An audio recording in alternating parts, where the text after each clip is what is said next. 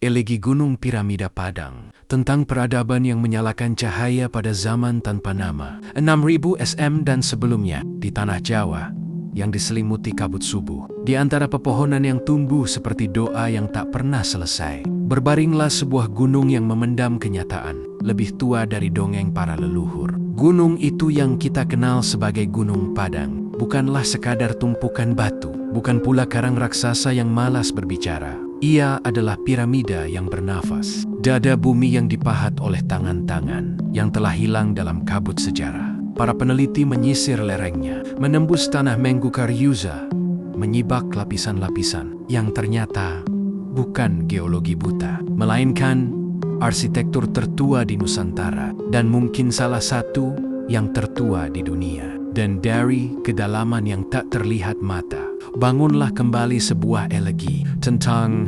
manusia-manusia yang hidup ketika dunia masih muda, ketika bahasa masih berupa cahaya, dan ketika ilmu pengetahuan belum dipisahkan dari zikir kepada langit. Awal dari waktu yang hening, konon 6000 tahun sebelum Masehi, ketika dunia belum mengenal kemerduan logam dan tulang sejarah belum sepenuhnya tumbuh. Di lembah Padang berdiri sebuah peradaban yang menamai diri mereka kaum penjaga garis cahaya.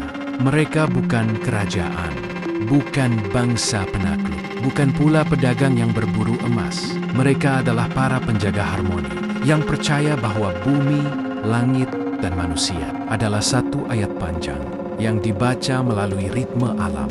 Mereka hidup dengan kesederhanaan, namun membangun dengan ketelitian kosmis. Mereka menata batu bukan untuk memamerkan kekuasaan, melainkan sebagai bentuk sujud paling sunyi yang pernah dilakukan umat manusia. Setiap batu bukan sekadar benda padat, tetapi huruf dalam abjad bumi yang disusun menjadi kalimat-kalimat astronomi yang hanya bisa dibaca oleh jiwa yang bening. Di puncak piramida itu, di mana kini hanya semak dan rumput tumbuh, dulu pernah berkobar api suci yang nyalanya mengikuti irama angin timur. Api itu adalah tanda bahwa manusia masih berdamai dengan alam. Dua arsitektur yang ditulis oleh zaman. Gunung Padang bukanlah satu wujud tunggal. Ia adalah tubuh yang tumbuh bertingkat-tingkat, seperti kesadaran manusia yang naik tahap demi tahap. Lapisan paling atas dibangun sekitar 2000 sampai 3000 sebelum Masehi. Di bawahnya ada lapisan yang lebih tua, lebih pekat, lebih sunyi, dan lebih jauh, lebih dalam dari gelap tanah. Para peneliti menemukan struktur yang menua hingga 10.000 sampai 16.000 tahun yang lalu. Lapisan-lapisan itu bukan kebetulan, melainkan pilihan. Bangsa itu membangun ulang gunung tersebut berulang kali, seakan-akan setiap generasi ingin memperbaiki doa generasi sebelumnya. Mereka membentuk teras, menata batu andesit seperti huruf-huruf besar, mengalirkan air dengan saluran bawah tanah, menyusun ruang-ruang ruhaj yang kini tertidur dalam kesenyapan. Setiap blok batu dipotong dengan teknik yang tidak semestinya dimiliki oleh peradaban yang belum mengenal logam. Namun, mereka melakukannya dengan kesabaran, dengan pola pikir yang melihat jauh ke masa depan.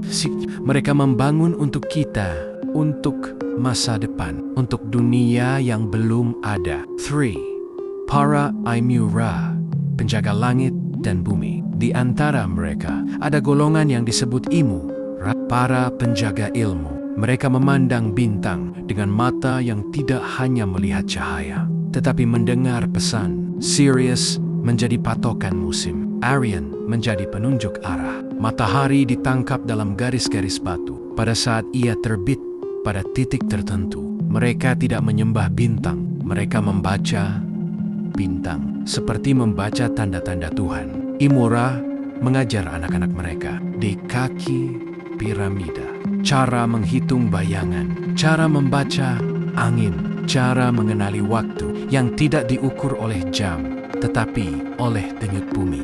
Leluhur dalam elegi ini bukan manusia liar tanpa kemampuan, melainkan para filsuf alam yang menjadikan langit sebagai universitas pertama. 4 elegi dari ruang yang terkubur di perut Gunung Padang.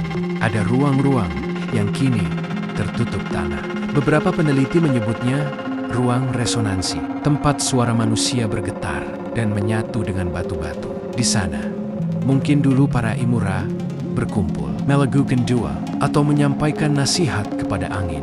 Beberapa ruang mungkin adalah tempat bersinggahnya api abadi. Beberapa lainnya mungkin tempat menyimpan benda-benda ritual atau sekadar ruang meditasi untuk para penjaga yang berpuasa dari kata-kata "man waktu", seperti pagar besi yang tak bisa ditembus, menelan semua itu. Kini yang tertinggal hanya ronggahaning, udara lembut, dan sisa-sisa gema dari manusia yang tak punya nama.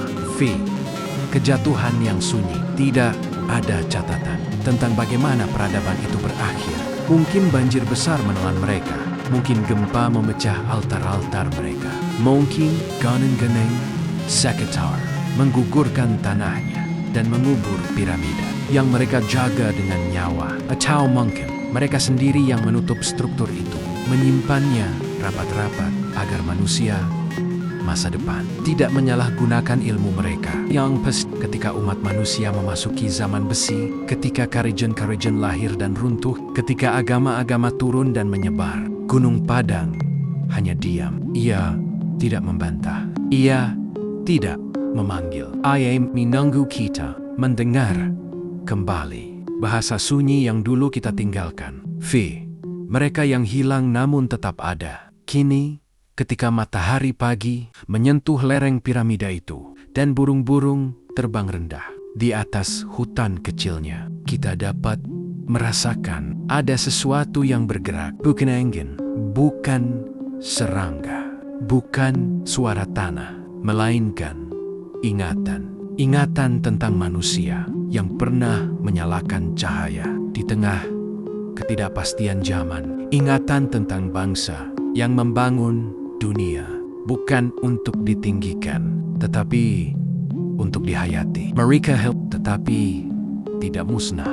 Nama mereka terlupakan, tetapi kehadiran mereka dapat kita bak melalui batu-batu yang tetap berdiri. Meski usia telah menggerogoti bentuknya, setiap teras, setiap batu, setiap garis orientasi menjadi bisikan. Kami pernah ada, kami pernah menjaga bumi, kami pernah mencintai langit. 7. Penutup elegi. Salam kepada masa lalu yang menjaga masa depan. Di dunia modern yang penuh bising, ketika manusia sibuk membangun pencakar langit dan melupakan tanah tempat ia berpijak, Gunung Padang hadir sebagai teguran sekaligus pelipur. Ia berkata tanpa suara bahwa ada peradaban yang membangun tanpa merusak, bahwa ada manusia yang belajar tanpa memamerkan, bahwa ada ilmu yang suci tanpa harus disembunyikan. Gunung Padang bukan hanya situs arkeologi, ia adalah cermin. Ia mengembalikan wajah kita kepada bentuk yang lebih murni. Maka biarlah elegi ini menjadi salam bagi mereka yang hidup sebelum sejarah ditulis, yang berjalan sebelum peta dibuat, yang memahat batu sebelum logam ditemukan, dan ketika kita berdiri di hadapan puncaknya, biarkan hati kita berbisik, selamat beristirahat, wahai Gunung Piramida Padang. Engkau adalah puisi purba yang ditulis oleh tangan manusia dan waktu. Engkau adalah altar tua yang menghubungkan bumi dengan langit. Engkau adalah suara masa lalu yang akhirnya kembali kita dengar. Dan kami manusia abad ini datang bukan untuk merusakmu, tetapi untuk belajar kembali bagaimana menjadi manusia.